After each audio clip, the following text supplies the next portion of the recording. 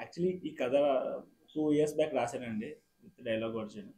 అప్పుడు చాలా ఒక 2-3 ప్రొడక్షన్ హౌసెస్కి పంపించాను, అందరికీ మెయిల్ చేశాను. పేరు చెప్పను డెఫినెట్లీ మళ్ళీ వాళ్ళకి తీయాలి కదా నెక్స్ట్ సినిమా మాత్రం. సో వాళ్ళందరూ లేదు లైట్ అమ్మా అంత పెద్దగా వర్క్ అవ్వట్లేదు, ఇంకా ఎవరు చూస్తున్నారు అమ్మా రామ్ కామ్స్ ఇవాళ రేపు లవ్ స్టోరీస్ ఎవరు చూస్తున్నారు థియేటర్కి వచ్చి, ఇలా అన్నారు. బయటకు వచ్చి మౌలిక్ కథ చెప్పాను.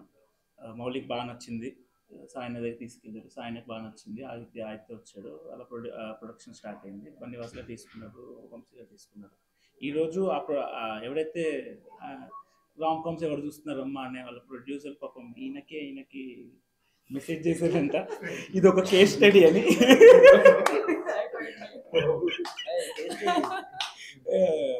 నాకు చాలా ఇన్స్పైరింగ్గా ఉంది ఈ సినిమా చూసి, అది ఇది అంటున్నారంట. నేను పొద్దున్న నుంచి చాలా మంది నవ్వించాను, కానీ నన్ను మటుకు బాగా నవ్వించింది ఇల్లు. So yeah, Ram comms any day Ram comms work అవుతాయండి.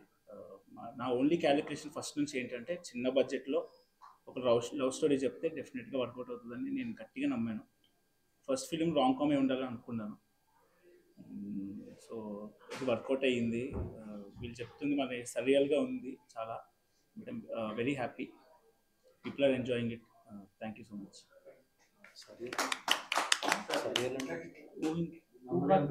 ఊహా తీర్థానికి